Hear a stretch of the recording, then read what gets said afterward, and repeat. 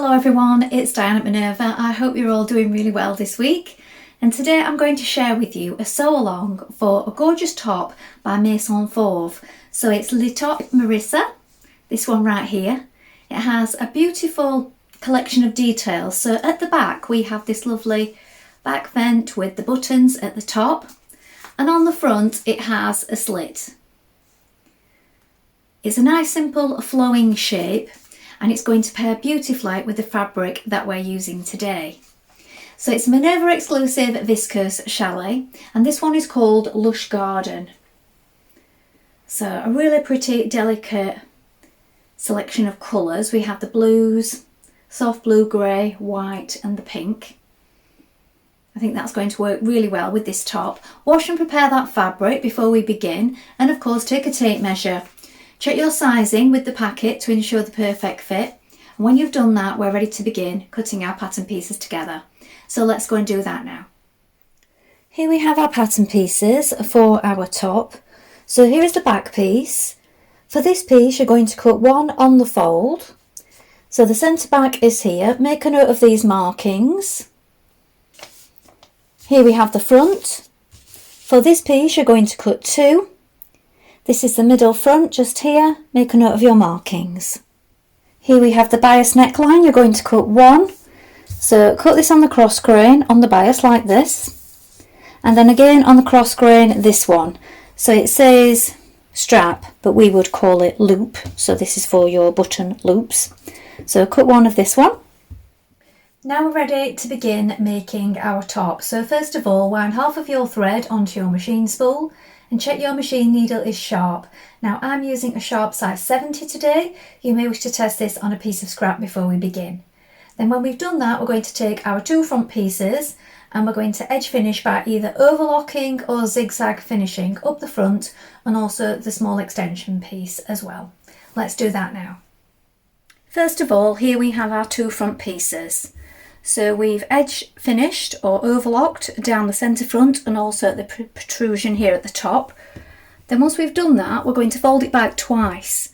So fold it back and give it a press and then fold it back again like this. So it's only a small amount and it will be in line then with our seam when we sew this seam here. And the seam at the centre front will be 1 centimetre. So once we've got this pressed back and in place, we're going to stitch it 0.5. We can do it from the wrong side or the right side, whichever you feel is going to work so that it's neatest for you. So let's do that first of all.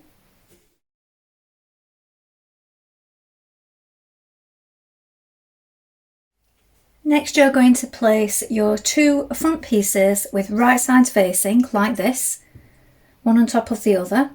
We're going to line them up so this centre front matches and pin it in place. And we're going to sew from the small notch here down the front with a 1 centimetre seam allowance. Once we've done this, we're going to press that seam open.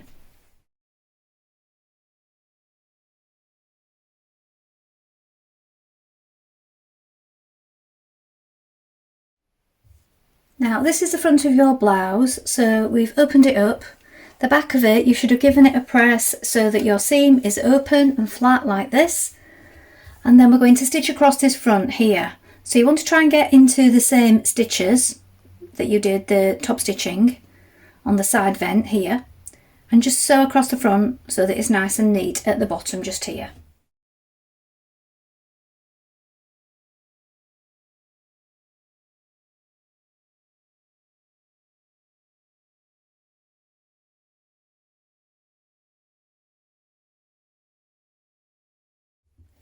So the front is now squared off and looks like this.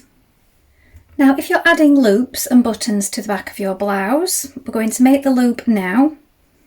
So we're going to stitch this with 1 centimetre seam. So it does give tips in the book for adding in a piece of cord and pulling that through after you've completed this, but I like to just stitch it and then pull it through with a small safety pin. Now we do stock these, so these are the safety pins that I'm using. And I will link these in with products in case you want some of those. They do come in very handy for things like this if you've not got a bodkin. So we're going to stitch it first of all and then pull it through to the right side using the safety pin.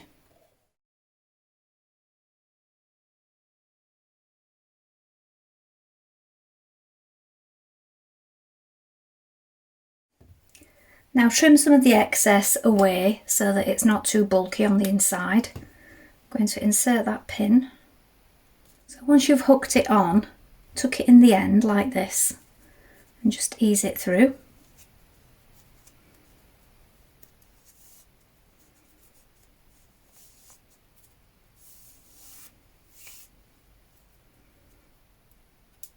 Now cut it into 5 equal pieces. Now you may wish to only cut 4 if you're just adding the 4 buttons to the back and having the continuous bias strip across the front. That is what we're doing today.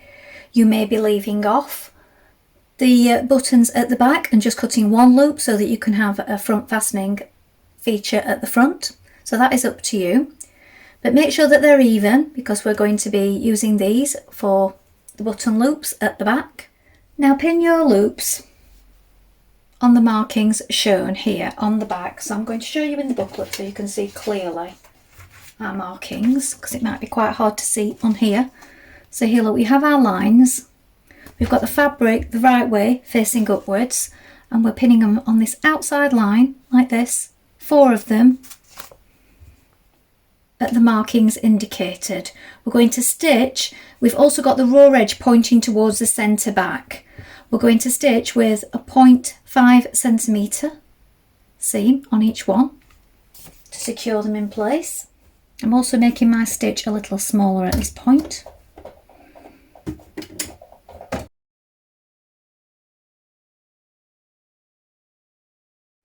Now fold your top in half, so right side's facing like this. You're bringing these markings together. So we're going to stitch down this marking here, look, and it's 9.5 centimetres down that we're going to be stitching. And when we do this, we'll be catching in those loops within that stitching. So they will be enclosed inside it, and this will form your pleat at the back of your blouse.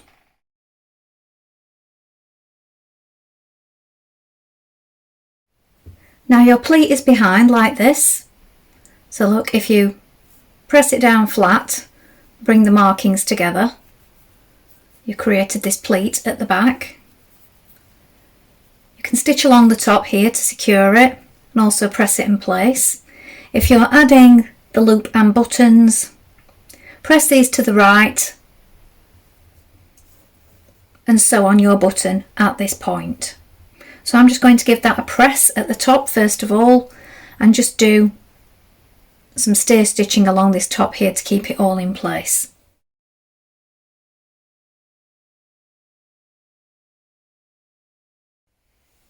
So your button's in place.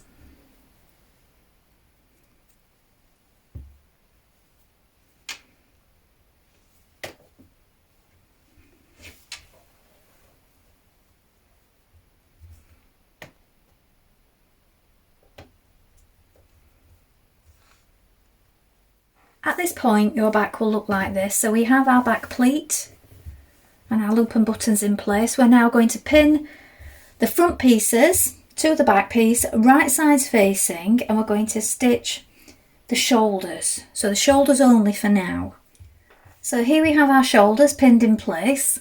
We're now going to stitch this with a 1 centimetre seam allowance, then overlock or zigzag finish it, and then press that seam towards the back.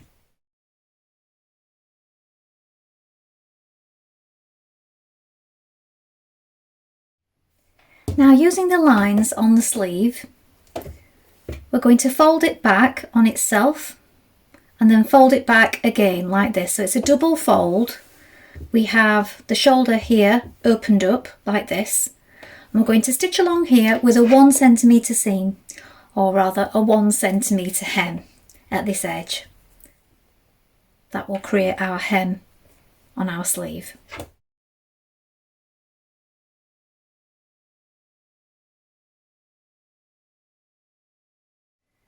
Now catch your 2 front edges together at the top here with a few hand stitches just to keep it in place, and we're now going to attach the bias strip.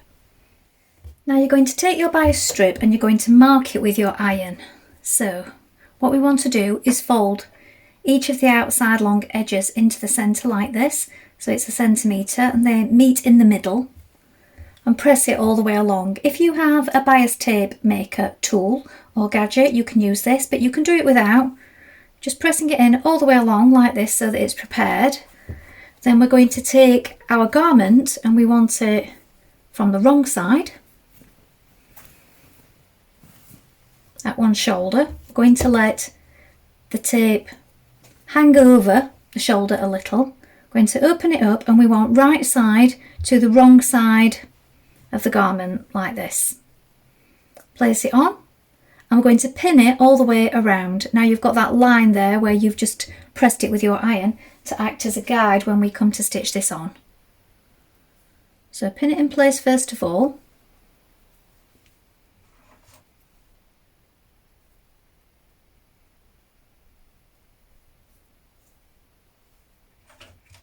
Now before I've finished pinning and sewing mine on, I've brought my two ends together, look, of my bias tape with right sides facing, and I'm just going to attach them just here and join them.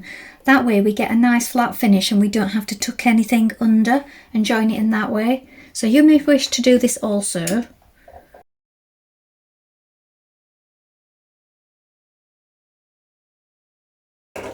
And do also bear in mind that your bias strip is stretchy, so if you think it's not long enough to go around your neck, you probably need to unpin it and stretch on it a little as you go because it will fit. Now stitch your bias tape in place and we can use this crease line here as a guide for our seam.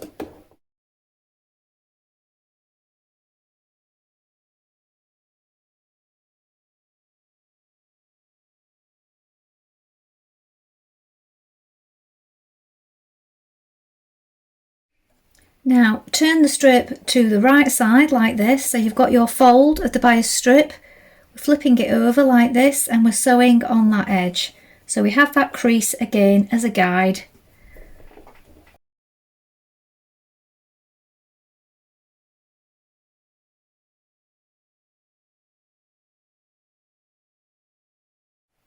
Now with right sides facing, pin your side seams together. We're going to stitch this in place with a 1 cm seam allowance. Now this is a very roomy blouse, so if you would like your garment a little bit more fitted, you may wish to try it on and then make your seams a little deeper. Stitch this in place now, and once you've done that, we're going to edge finish it by either zigzag finishing or overlocking it.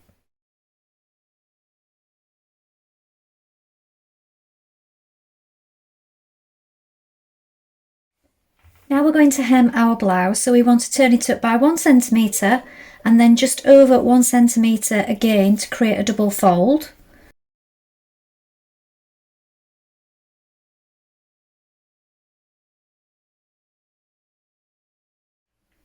So here is the finished top.